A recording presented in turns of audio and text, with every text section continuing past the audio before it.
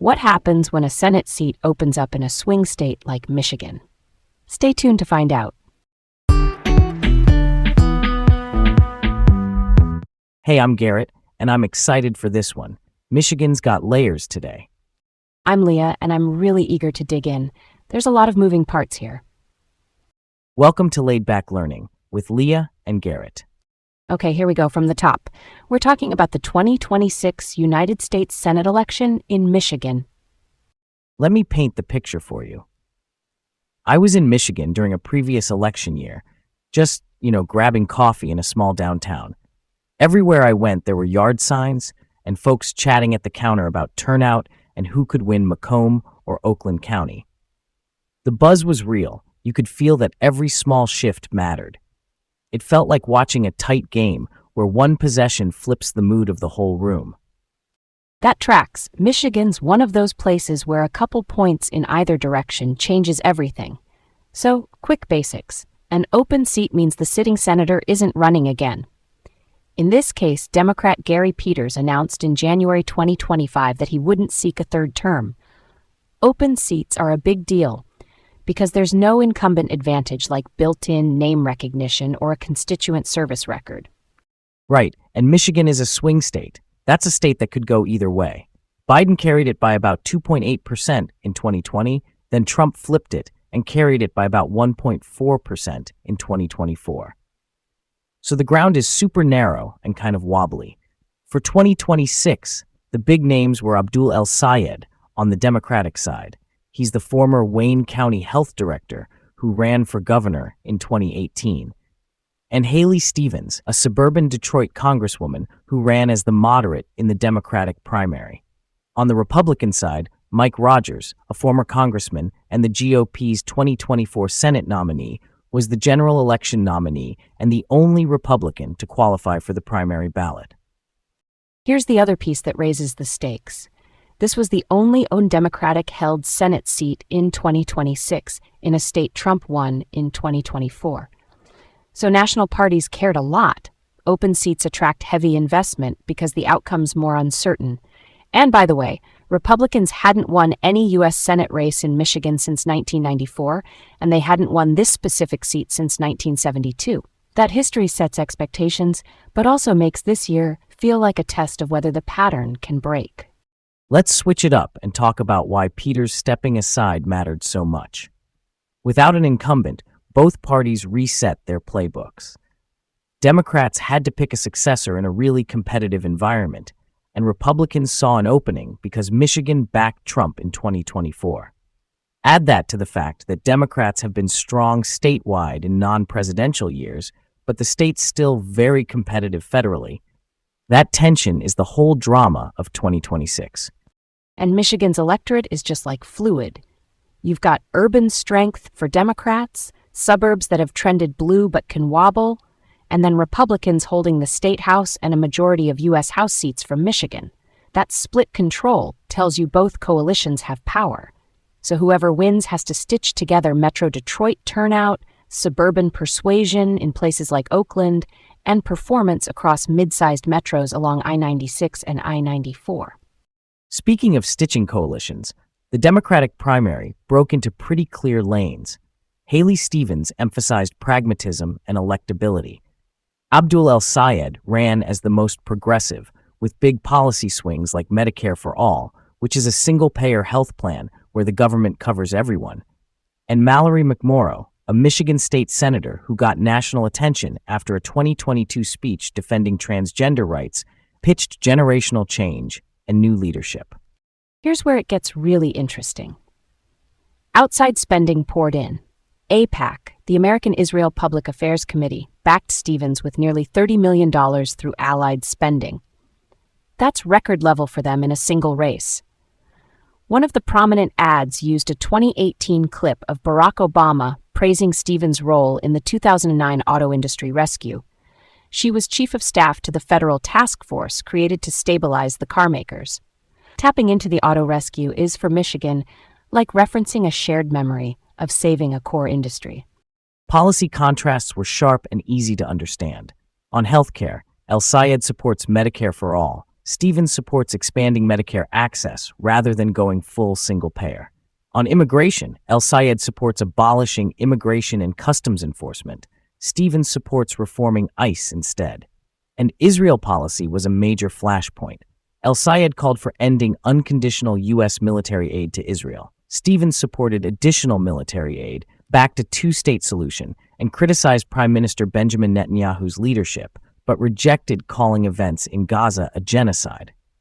Those differences drove endorsements, fundraising, and much of the conversation. Why did Israel policy carry so much weight in a Michigan primary? Because outside groups and donor networks often mobilize around foreign policy signals. AIPAC's level of support for Stevens shaped the air game. When a group spends that much, it can define a candidate's biography and credibility for voters. Plus, within the Democratic Party, there's a real debate about the future of U.S. policy toward Israel. Primaries are one of the few places where that argument becomes a choosing moment. There were other subplots, too. Financial disclosure turned into a theme. Stevens framed herself as the only non-millionaire and pushed El-Sayed to release his disclosure. He had an extension but released his 2026 returns publicly in July to head off that line of attack. And endorsements piled up for Stevens after McMorrow suspended her campaign in early July. We're talking big Michigan names like Senators Gary Peters and Debbie Stabenow, plus former Governor Jennifer Granholm and Governor Gretchen Whitmer. Those signals often help undecided voters late. Meanwhile, debates and forums gave each lane a spotlight. The United Auto Workers hosted one in February that centered jobs and union priorities. There were high-visibility televised debates in July, including one on Wood TV and another on Fox 2 Detroit. Those stages kept the focus on the same contrasts: healthcare, immigration enforcement, and Israel policy, plus economic diversification, pitches like apprenticeships in trades, and even crafts like beekeeping or winemaking. That's off the beaten path for a Senate race, but it aimed at rural and small-town buy-in. Let's bring it to the result.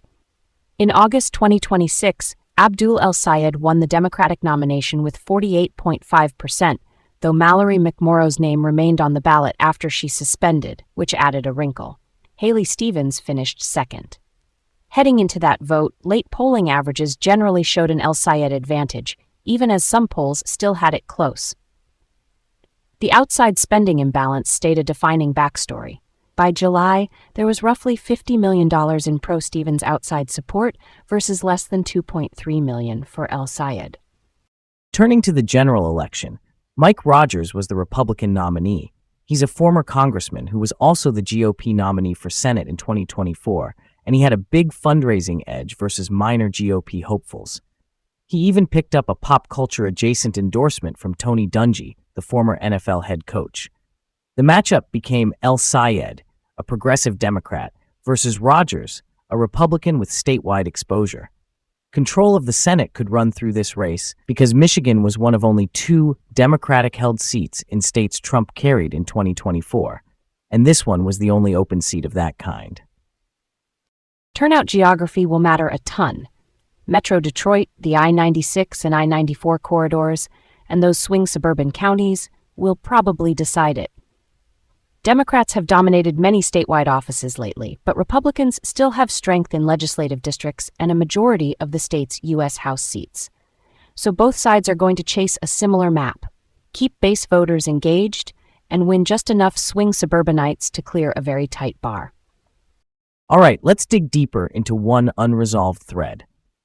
There's a disputed question about whether Abdul El-Sayed ever supported the defund the police movement. Critics point to his past radio and social media posts suggesting support. Later, he denied having supported it, and some of those posts were deleted. His team says his position's been mischaracterized and that he supports effective, just public safety reform. That's where the record gets muddy, and voters had to judge credibility and context. Real talk, this matters because public safety is a core general election issue. If some voters believe he backed defunding, it could create headwinds in suburban areas where people want reforms but still prioritize day-to-day safety. On the other hand, if voters accept his clarification that he supports reform and effective policing, it could blunt that attack and even energize those who want changes to how policing works. The ambiguity forces him to explain clearly what he supports now. I hear that. Why does a dispute like this stick around even after a denial? Because it connects to bigger narratives. Opponents will say the deletions look like backtracking. Supporters will say he's being misrepresented.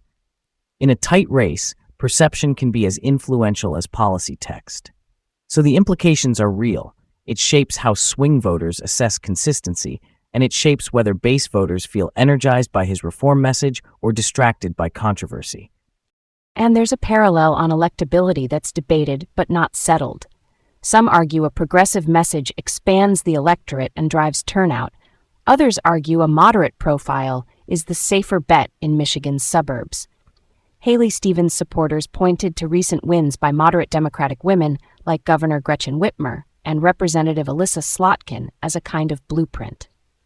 El-Sayed supporters countered that energy and small donor enthusiasm can offset Republican strength.